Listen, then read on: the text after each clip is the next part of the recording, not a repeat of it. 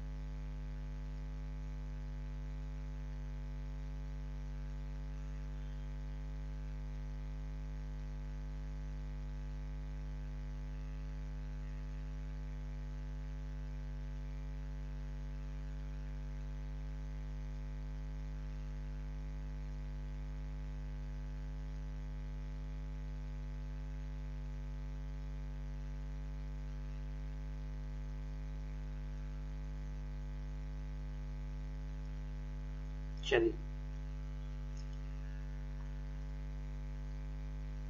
शुरू करें।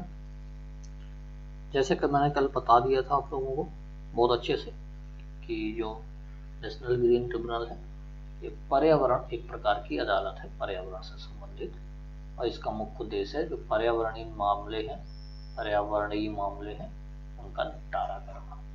हेडक्वार्टर मैंने बता दिया था कि इसका जो हेडक्वार्टर है वो नई दिल्ली में है ना। 4 क्षेत्रीय कार्यालय भी मैंने बता दिए थे बहुत अच्छे से आप लोगों को, कहाँ कहाँ पे थे।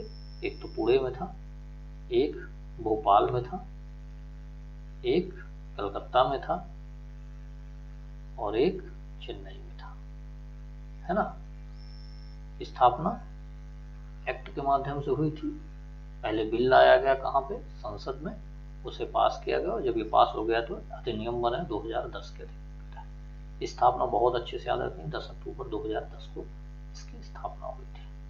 अनुच्छेद 21 से इसका संबंध है, ये मैंने बता दिया था। और ऑस्ट्रेलिया और न्यूजीलैंड के बाद पर्यावरण संबंधी मामलों के लिए ऐसी जो अदालत स्थापित करने वाला जो दुनिया का तीसरा राष्ट्र कौन बना, भारत बना।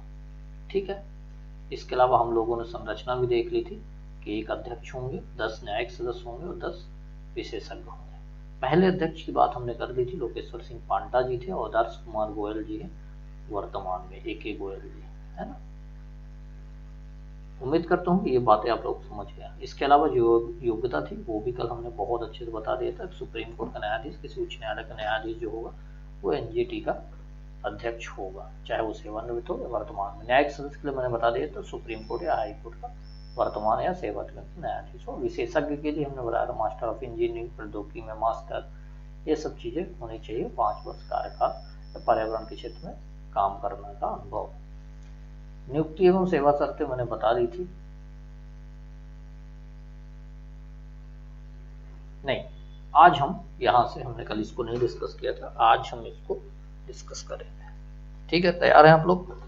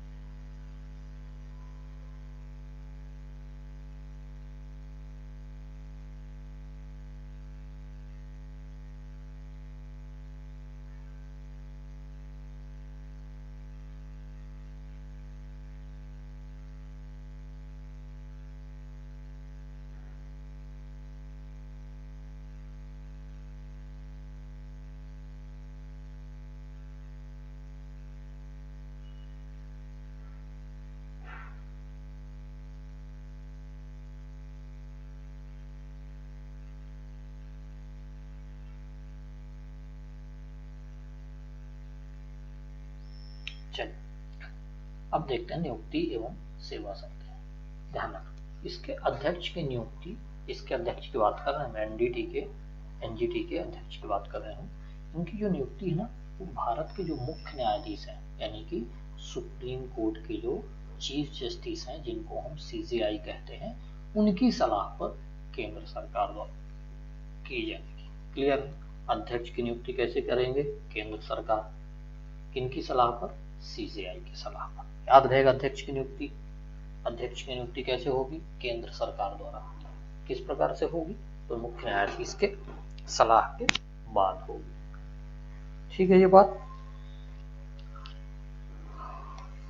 आई होप कि अध्यक्ष के संबंध में बात अच्छे से आप लोग समझ गए होंगे। इसके अलावा इसके जो सदस्य की नियुक्ति है ना, एक चयन समिति की सिफारिश पर केंद्र सरकार द्वारा तय की जाएगी। ठीक है, एक कमेटी बनेगी जिसकी सिफारिश पर केंद्र सरकार तय करेगी, कमेटी भी सरकार बनाएगी। ठीक, अध्यक्ष के संबंध में यह है कि CJI से परामर्श करेगी केंद्र सरकार और अध्यक्ष बना देगी। क्लियर है? योग्यता हमने पहले ही बता दी। इसके अलावा जो इसके अध्यक्ष हैं और जो इनके सदस्य हैं, इनके जो वेतन भत्ते हैं ना, उनका जो निर्धारण हो रहा है केंद्र सरकार कर रही है। ध्यान रखना है, बहुत अच्छे से याद रखना है, जो अध्यक्ष हैं और चाहे वो सदस्य हो, इनके जो वेतन भत्ते हैं ना, उनका जो निर्धारण है वो केंद्र सरकार करेगी। सदस्यों की नियुक्ति एक चयन समिति के सिफारिश पर, किसके द्वारा? केंद्र सरकार द्वारा। यहाँ पे सारा जो काम है ना वो देखिए आप लोग केंद्र सरकार कर रही है, ठीक है। यहाँ पे कोई राष्ट्रपति काम नहीं कर रहे हैं, यहाँ पे केंद्र सरकार काम कर रही है। क्लियर है ये बात?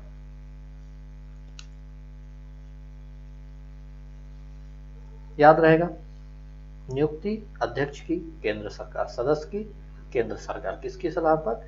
चयन समिति की सिफारिश पर। अध्यक्ष की नियुक्ति मुख्य न्यायाधीश की सलाह पर, और जो इनके अध्यक्ष एवं सदस्य हैं उनका वेतन भत्ता जो है वो कौन निर्धारण करेगा? केंद्र सरकार। क्लियर है ये बात यहाँ तक? नियुक्ति एवं सेवा शर्तों से संबंधित अगर आपसे सवाल पूछे जाते हैं तो आप कर पाएंगे या नहीं कर पाएंगे?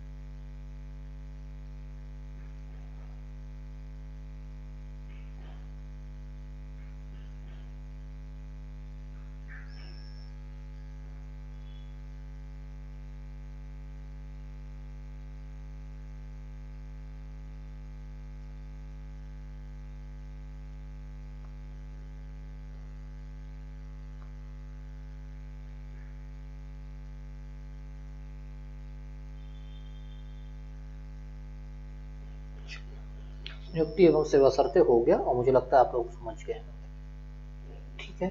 चलिए कार्यकाल देख लेते हैं। कार्यकाल के संबंध में क्या बातें की गई हैं एनजीटी के संबंध। ध्यान रखना, एक एक कार्यकाल आपको अच्छे से याद रखना है, यहाँ पे बहुत सारे अलग अलग है। इसके अध्यक्ष एवं जो इनके सदस्य, ध्यान रखना अध्यक्ष एवं इनके सदस्य, इनका कार्यकाल कितने वर्ष का होगा? 5 वर्ष का। कितने वर्ष का होगा? 5 वर्ष का। अध्यक्ष सदस्य का कार्यकाल कितने वर्ष का होगा? 5 वर्ष। अब इसमें क्या क्या है देख लेते हैं। यदि अध्यक्ष सुप्रीम कोर्ट का है, ध्यान रखना यहाँ पे बहुत सारी बातें हैं जो आपको याद रखनी पड़ेंगी, अच्छे से समझना भी पड़ेगा। पहले मैंने बताया कि अध्यक्ष हो चाहे सदस्य हो, उनका कार्यकाल कितना रहेगा? 5 वर्ष रहेगा। कितना रहेगा? 5 वर्ष रहेगा, ठीक है, चाहे अध्यक्ष हो या सदस्य हो।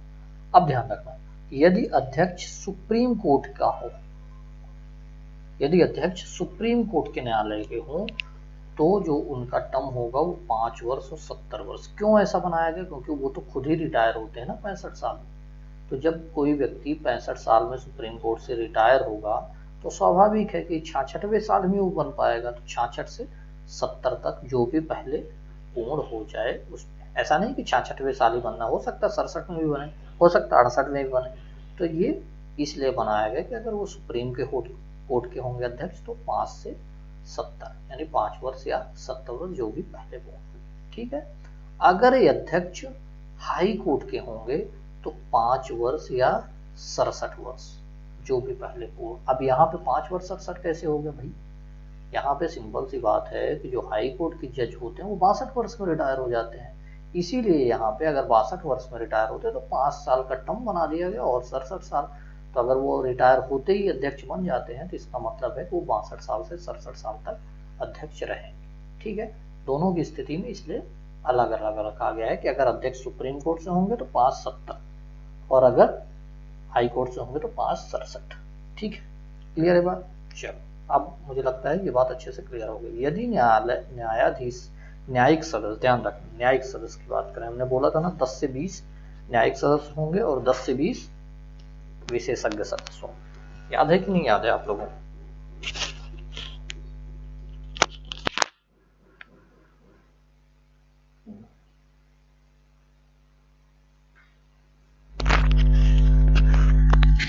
ठीक है। तो यदि न्यायिक सदस्य का जो कार्यकाल है वो कितना रहेगा 5 वर्ष 65 वर्ष, जो भी पहले पूर्ण हो जाए। ध्यान रखना यहाँ पे न्यायिक सदस्य का कार्यकाल कितना बताया जा रहा है, यहाँ पे सदस्य की बात कर रहे हैं, न्यायिक सदस्य का कार्यकाल कितना 5/65। ध्यान रखना एक और बात, अब होंगे सदस्य कौन से, विशेषज्ञ। सबका नंबर आ रहा है ना धीरे धीरे, पहले अध्यक्ष का नंबर आया 570, सुप्रीम कोर्ट, हाई कोर्ट 567, न्यायिक सदस्य 5/65 और विशेषज्ञ सदस्य 5/65। इनका भी कुल मिला के अगर हम ये कहें कि जो सदस्य हैं उनका कार्यकाल अगर हम कहें कि 5 और 65 है, तो इसमें कोई गलत बात नहीं है, चाहे वो न्यायिक सदस्य हो और चाहे विशेषज्ञ सदस्य हो। क्लियर ये बात। चलिए, इनकी जो नियुक्ति है दोबारा नहीं की जाएगी, इसीलिए तो 570 है, 567, 5/65 मैक्सिमम लिमिट बना दी गई, तो लोग दोबारा इनकी नियुक्ति नहीं की जाएगी। क्लियर है ये बात यहाँ तक, ये बात यहाँ तक क्लियर है या नहीं क्लियर? कार्यकाल आप लोगों को अच्छे से रहेगा पता, याद रहेगा, कॉन्सेप्ट क्लियर रहेंगे या नहीं रहेंगे? कमेंट सेक्शन में कमेंट करके आपको बताना भी, ठीक है? मैं पूछ रहा हूँ इसका मतलब ये नहीं कि केवल मेरा काम पूछना, आपको बताना भी है, ताकि हमें ये पता चले कि हाँ आप लोग जो चीज़ें पढ़ रहे हैं वो आप लोगों को समझ में भी आ रही हैं और आप लोग समझ पा रहे हैं उसे। कार्यकाल का समझ में आया कि नहीं?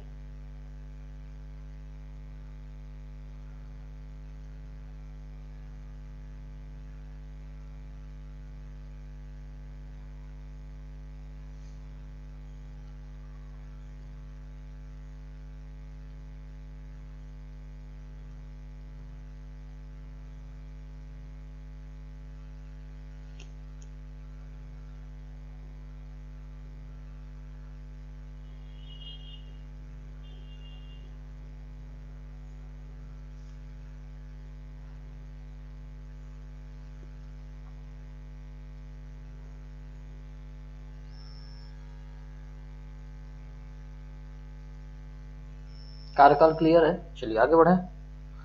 अब इनको त्यागपत्र एवं हटाने की प्रक्रिया देख लेते हैं। त्यागपत्र देने की प्रक्रिया और हटाने की प्रक्रिया के संबंध में क्या बातें की गई हैं। इसके जो अध्यक्ष हैं और इसके जो सदस्य हैं, ध्यान रखना अध्यक्ष एवं सदस्य केंद्र सरकार को लिखित सूचना से अपना त्यागपत्र दे देंगे। मैंने बताया था कि नियुक्ति कौन कर रहा है, केंद्र सरकार, तो स्वाभाविक है ये किसको देंगे त्यागपत्र, अपना केंद्र सरकार को। तो त्यागपत्र किसे, केंद्र सरकार को, चाहे वो अध्यक्ष हो चाहे वो सदस्य हो।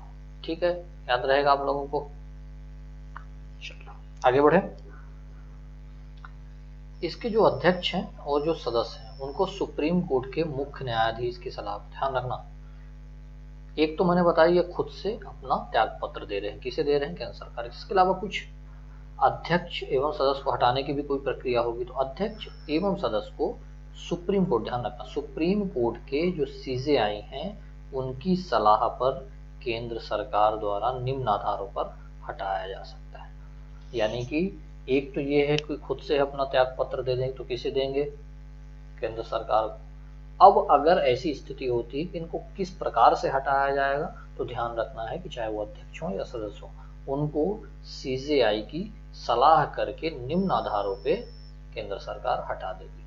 पहला आधार क्या है, वही हमेशा की तरह सुप्रीम कोर्ट जांच कर ले कि उनका कदाचार साबित हो जाए और असमर्थता साबित हो, तो उनको उनके पद से हटा देगी केंद्र सरकार। ठीक है, कदाचार साबित होने पर जांच कौन कर रहा है, फिर से सुप्रीम कोर्ट। मानसिक रूप से अस्वस्थ होने पर, या कहें कि हम दिमागी तौर पर वो ठीक नहीं है, तब भी उनको उनके पद से हटाया जा सकता है। तीसरी बात जो है वो है कर्तव्यों के पालन से। अगर वो अपने ड्यूटीज का सही तरीके से निर्वहन नहीं कर रहे हैं तो उनको उनके पद से हटा दिया जाएगा। ठीक है। चौथी जो बात है वो ये है कि दिवालिया घोषित होने पर भी उनको उनके पद से हटा दिया जाएगा। ठीक है। पांचवी जो बात है वो है पद का दुरुपयोग करने पर। अगर कोई अपनी सीमा से बाहर जाके कोई काम करते हैं, सीमा लांघ कर काम करते हैं, तो भी उनको उनके पद से हटा दिया जाएगा। ठीक है, ये बात क्लियर हो गई यहां तक।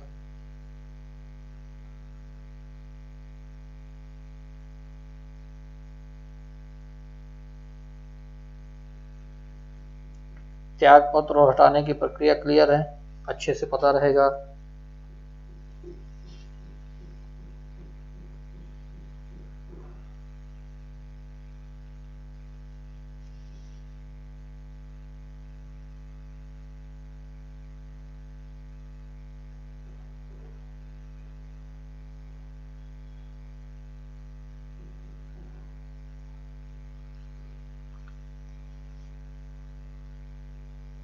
क्लियर हो गई ये बात, त्यागपत्र एवं हटाने की प्रक्रिया।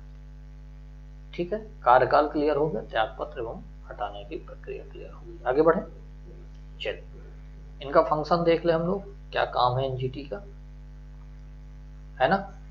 पर्यावरण से संबंधित मामले ही तो निपटाएंगे, यही तो फंक्शन है इनका, है ना।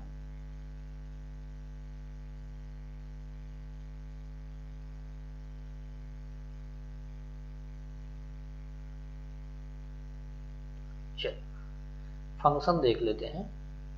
पहला क्या है, वनों एवं जो प्राकृतिक संसाधन है उनकी सुरक्षा करना।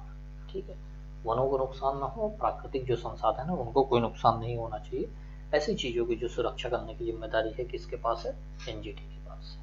क्लियर रहेगा। चलिए दूसरा मामला देख लें, दूसरा फंक्शन देख लें कि जो पर्यावरण से संबंधित विधान है उनकी भी रक्षा करना, जैसे कि वन संरक्षण अधिनियम, वन्य जीव संरक्षण अधिनियम 1972, है ना, याद है कि नहीं, वन्य जीव संरक्षण अधिनियम 1972, वन संरक्षण अधिनियम 1980, पर्यावरण संरक्षण अधिनियम जिसको छाता विधान भी बोलते हैं 1986। तो ऐसे जो मामले हैं ना, इन विधानों की रक्षा करने की जिम्मेदारी किसके पास है, वो किसके पास है, वो है एनजीटी के पास। आगे देख लेते हैं, पर्यावरण की सुरक्षा के प्रति लोगों को जो जागरूक करने की जिम्मेदारी है उसमें प्रयास करना किसका काम है, एनजीटी का। पर्यावरण से जुड़े मामलों के निपटारे, क्योंकि मैंने पहले ही बताया कि ये अदालत है, और अगर अदालत है तो मामले निपटाना इनके काम है या इनके फंक्शन है।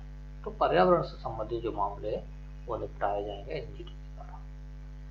अगली बात, देश के नागरिक को स्वच्छ पर्यावरण, ध्यान रखना, स्वच्छ पर्यावरण मुहैया कराने का प्रयास करना। कई बार आपको पता है कि जो भी पर्यावरण को नुकसान करने वाली जो भी कोई योजना दिखाई देती है उन्हें, उसे वो रोक लगा देते हैं। ठीक है, श्री रविशंकर का एक मामला था, है ना, उसको भी रोक लगाया गया था उनके फंक्शन को लेकर, उनका एक बड़ा सा ऑर्गेनाइज कर रहे थे इवेंट, उसको भी रोक लगाया था। पर्यावरण को नुकसान पहुंचाने वाले गतिविधि को रोकने का भी इनका प्रयास रहेगा। तो कुल मिला के जो इनका फंक्शन है वो ऐसा है कि वो जागरूकता फैलाए पर्यावरण के मामलों में, विधानों की रक्षा कर दे, संसाधनों की सुरक्षा कर दे, मामले तो निपटाना इनकी बेसिक जिम्मेदारी है। इसके अलावा कुछ प्रयास कहाँ करने होंगे, पर्यावरण स्वच्छ मुहैया कराने और गतिविधि को रोकने के लिए। फंक्शन याद रहेंगे, क्लियर है। चलिए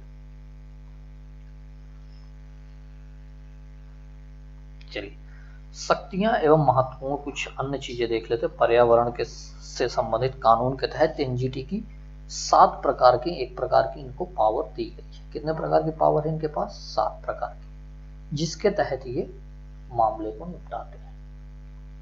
कौन कौन से मामले एनजीटी की सुनवाई में जाते हैं वो देख लीजिए। सबसे पहले, अच्छा एनजीटी का मामला तो याद ही रखना, साथ ही साथ ये पर्यावरण से संबंधित जो मामले हैं ये भी आपको डेट से ध्यान रखना। पहला है जल प्रदूषण निवारण एवं नियंत्रण अधिनियम 1974, ध्यान रखना। कौन से मामले, 7 प्रकार के एनजीटी मामले देख रहा है, ध्यान रखना 7 प्रकार के। आपसे अगर पूछा जाए तो टिक करना है, 7 प्रकार के मामले एनजीटी देख रहा है। एक तो पहला मामला कौन सा है, जल प्रदूषण नियंत्रण एवं निवारण अधिनियम 1974। फिर इसके बाद दूसरा अधिनियम है जिसके तहत इसको पावर मिली है, वो मामले निपटाएगा, जल प्रदूषण निवारण एवं नियंत्रण उपकर अधिनियम, उपकर अधिनियम 1974 के बाद 1977। दोनों एक जैसे दिखेंगे, एक उपकर है, एक अधिनियम है। ठीक है, फिर इसके बाद मैंने बताया वन संरक्षण अधिनियम 1980, फिर वायु प्रदूषण निवारण एवं नियंत्रण अधिनियम, ये पूछा गया एमपीपीएससी में 1981। इसके अलावा 5वां है पर्यावरण संरक्षण अधिनियम 1986, लोक दायित्व बीमा अधिनियम 1991, और जो 7वां है जैव विविधता अधिनियम 2007।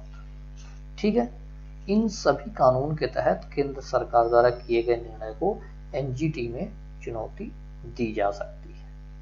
ठीक है, या कोई भी व्यक्ति ऐसे कानूनों का उल्लंघन कर रहा हो, कोई संस्था उल्लंघन कर रही हो, या कोई राज्य सरकार उल्लंघन कर रही हो, या केंद्र सरकार उल्लंघन कर रही हो, किसी भी मामले में एनजीटी को जो है सुनवाई करने का जो अधिकार है वो प्राप्त होगा। तो ये आपको 7 के जो 7 हैं बहुत अच्छे से पता होने चाहिए, उनके अधिकार क्षेत्र में रहेंगे।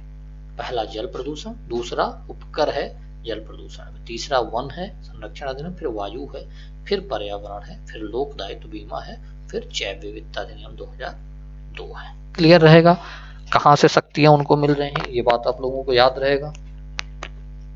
ठीक है, कौन कौन से मामले वो देखेंगे पता है, अब क्लियर रहेगा कि कौन कौन से मामले वो देखेंगे।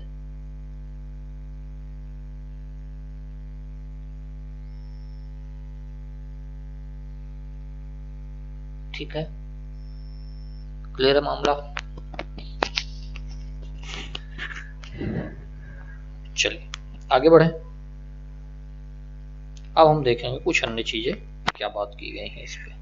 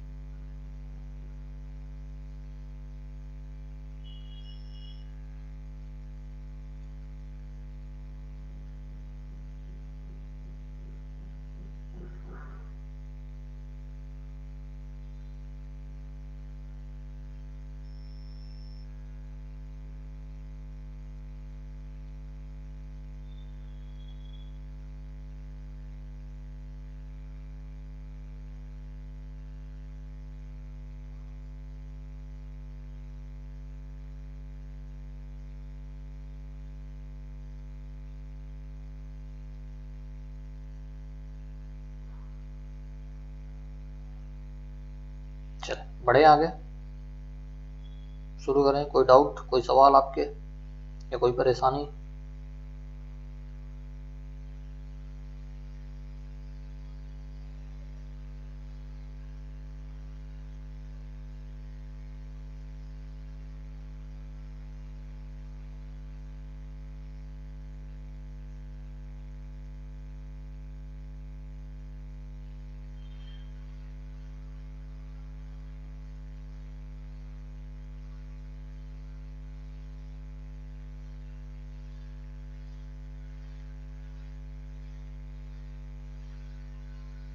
चल आगे देख लेते हैं।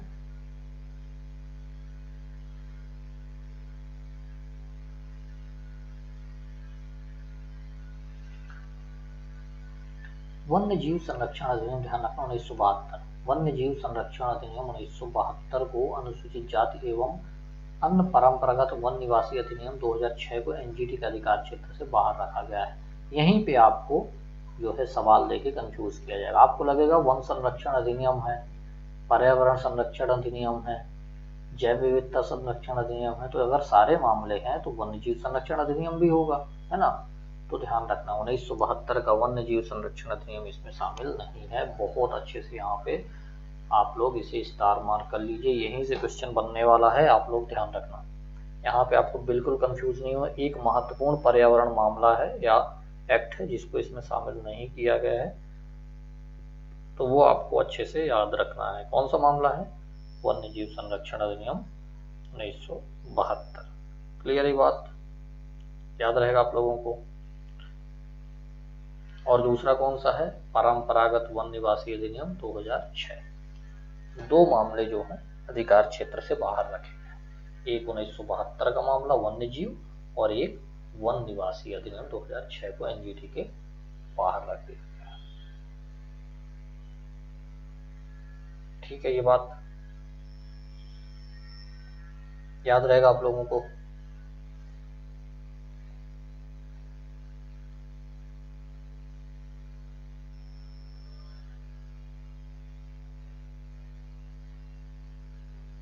पढ़े आगे। चल, ये जो अधिकरण है ना, किसी विशेष क्षेत्र के मामलों का निपटारा करने के लिए स्थापित किए जाते हैं। जो भी ट्रिब्यूनल आपको पता है, कोर्ट तो कोर्ट होते हैं, ये जो ट्रिब्यूनल बनाए जाते हैं किसी विशेष काम के लिए बनाए जाते हैं, है ना, विशेष कार्य के निपटारे के लिए बनाए जाते हैं।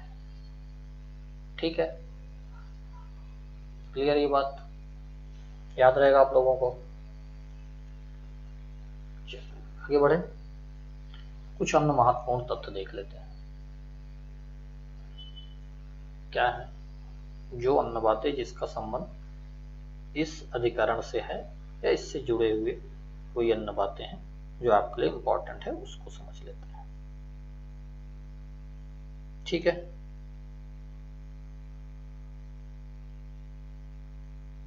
बढ़े आगे। पहली बात ध्यान रखना है आपको, एनजीटी के खिलाफ अपील जो है ना, केवल और केवल सुप्रीम कोर्ट में। ध्यान रखना है, एनजीटी के खिलाफ जो अपील होगी वो केवल और केवल कहां पे होगी? वो होगी सुप्रीम कोर्ट में। इसके अलावा ना तो हाई कोर्ट में होगी, ना किसी डिस्ट्रिक्ट कोर्ट में होगी, सवाल ही नहीं उठता। तो जो मामला है वो कहां पे सुना जाएगा? केवल और केवल सुप्रीम कोर्ट में। ठीक है, क्लियर ये बात? चलिए आगे बढ़े। दूसरी बात, इसके द्वारा दिए गए कोई भी आदेश एवं निर्णय, मान लीजिए कोई मामला कहाँ गया? एनजीटी के पास। इसने कोई निर्णय दे दिया या आदेश दिया कि भाई ऐसा ऐसा ऐसा ऐसा करना है आपको, या ऐसे काम नहीं करना, तो इस निर्णय के अधिनियम के खिलाफ सुप्रीम कोर्ट, मैंने पहले बताया कि सुप्रीम कोर्ट ही जा सकते हो, तो सुप्रीम कोर्ट जाओगे, लेकिन निर्णय के बाद 90 दिनों के अंदर आपको अपील करनी पड़ेगी। ऐसा नहीं है कि निर्णय हो गया और आप पता चले कि आराम से सो रहे हैं और उसके 3 साल बाद आप पहुंचे सुप्रीम कोर्ट में, बोले कि सर ऐसी ऐसी बात थी और न्यायाधिकरण ने ऐसा आदेश दिया था, हम इसमें संतुष्ट नहीं है। तो कोर्ट भी बोलेगा भैया आपके जो तरीके हैं ना उससे हम संतुष्ट नहीं है, आप चले जाओ यहाँ से, है ना। तो कोर्ट आपको भगा देगा वहां से। तो ऐसी चीजें नहीं करनी है। ध्यान रखना है कि जो भी अपील होगी वो सुप्रीम कोर्ट में कितने दिन में होगी? 90 दिनों में होगी। कितने दिन में होगी? 90 दिनों में। ये बात बहुत महत्वपूर्ण है, यहीं से सवाल बनेगा। ठीक है, चलिए आगे बढ़े। एनजीटी व्यक्तिगत स्तर पर 10 करोड़ एवं कंपनी के स्तर पर 25 करोड़ रुपए तक के आर्थिक दंड के रूप में जुर्माना लगा सकेगा। अगर किसी व्यक्तिगत व्यक्ति पर लगाया जाता है, किसी व्यक्तिगत स्तर पर, तो कितना लगाया जाएगा? 10 करोड़ रुपए। और अगर किसी कंपनी पर लगाया जाता है तो कितने रुपए तक दंड लगाया जा सकता है? 25 करोड़ तक। कंपनी पे 25 करोड़ और व्यक्तिगत स्तर पे 10 करोड़। ठीक है, क्लियर है? 3 बातें याद रहेगा। चलिए चौथी बात, एनजीटी के अधिनियम के अनुसार इसके पास आने वाले जो पर्यावरण से संबंधित मामले हैं वो 6 माह के अंदर आपको निपटाना रहेगा। ठीक है, क्लियर हो गई ये बात? ध्यान रखना, 2 चीजें यहां निकल के आ रही है। एक तो अगर पर्यावरण के उल्लंघन से संबंधित मामले एनजीटी में जाते हैं तो कितने दिन में निपटाने पड़ेंगे? 6 मंथ में। याद रहेगा आप लोगों को? 6 मंथ में। और अगर आप इसके खिलाफ कोई अपील करना चाहते हैं तो कितने दिन के अंदर अपील करेंगे? 90 दिन या 3 माह के अंदर। क्लियर ये बात? 2 चीजें निकल के आई। चलो ठीक है, याद रहेगा। 3 माह, 6 माह याद रहेगा। पहले 6 माह में निपटाओ, फिर अपील करना है तो 3 माह के अंदर।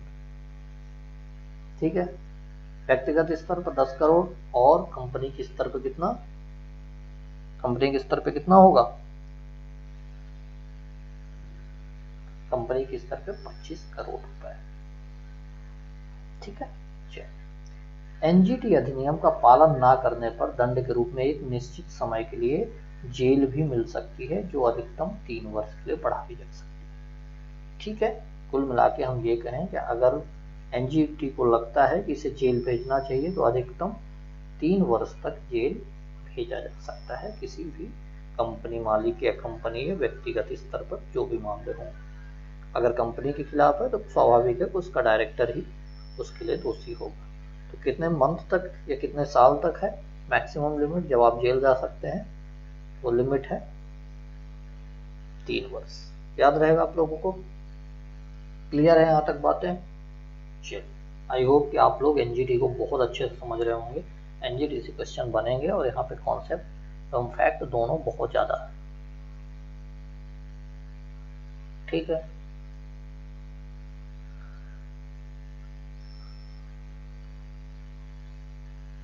चलिए आगे बढ़े।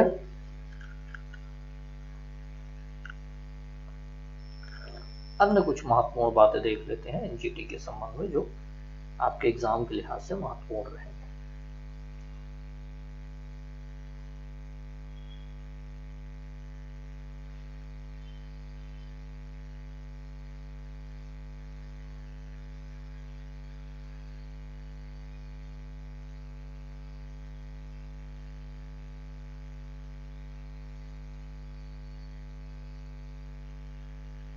चलिए बढ़े आगे।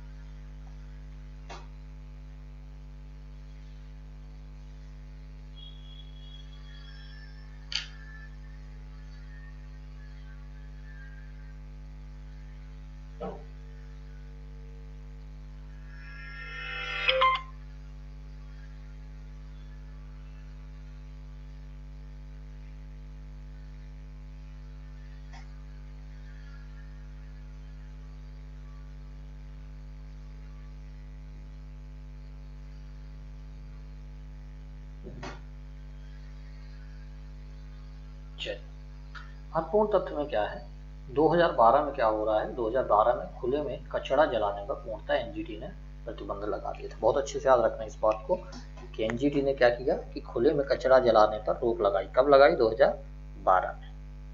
ठीक है, क्लियर है ये बात यहां तक?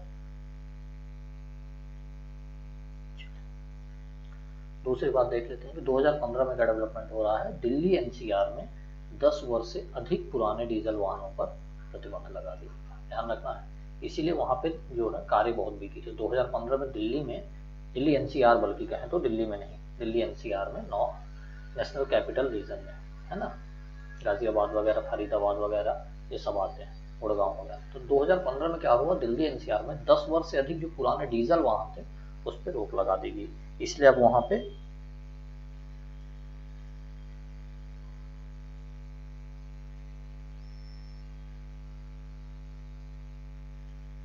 अब डीजल वाहन वहां पे नहीं होते हैं, कारें नहीं होती, केवल पेट्रोल और सीएनजी कारें वहां पे चलती हैं। ठीक है, तो ये पर्यावरण के 2 मामले थे जहां पे रोक लगाई गई। क्लियर है ये बात? यहां तक याद रहेगा आप लोगों को? चलिए, उम्मीद करता हूं कि आप लोग एनजीटी को अच्छे से समझ पाए होंगे। जो एनजीटी की क्लास है वो आज से खत्म होती है। 2 दिन में एनजीटी को हमने खत्म किया है बहुत अच्छे तरीके से, इसके कॉन्सेप्ट को समझते हुए, है ना। उम्मीद करता हूँ कि आप लोगों को ये क्लास अच्छी लगी होगी। क्लास में आप लोगों को सारी चीज़ें समझ में आ गई होंगी। अगर क्लास अच्छी लगी है, क्लास समझ में आएगी तो वीडियो को लाइक कीजिए। वीडियो की जो लिंक है वो अपने मित्रों तक, सहपाठियों तक, ज़्यादा से ज़्यादा लोगों तक शेयर कीजिए। ठीक है, अगर अभी तक चैनल को सब्सक्राइब नहीं किया है तो चैनल को सब्सक्राइब कर लीजिए। जो नए लोग हैं वो लोग भी चैनल को सब्सक्राइब करें, बेल आइकन को प्रेस कर लें ताकि क्लास संबंधी जो नोटिफिकेशन है वो आपको मिलता रहे। और कमेंट सेक्शन पे कमेंट करना बिल्कुल ना भूलें, चाहे क्लास के संबंध में हो या आपके कोई सवाल हो या आपके कोई डाउट हो या आपका कोई महत्वपूर्ण सजेशन हो जो हमारे लिए लाभप्रद हो, आपके लिए लाभप्रद हो, तो उसमें भी आप बिल्कुल कमेंट करें।